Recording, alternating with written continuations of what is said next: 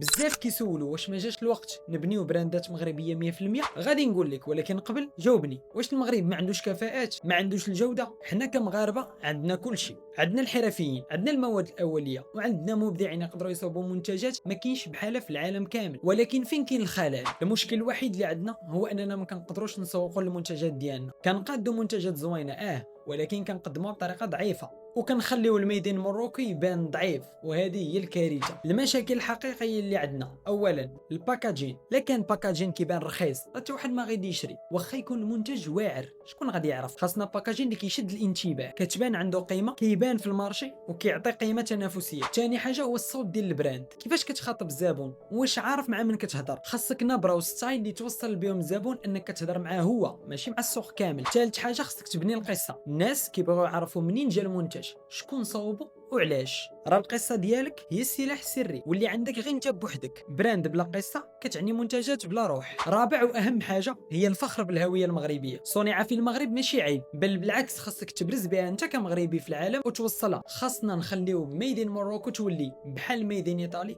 ولا ميدين يو اس اي.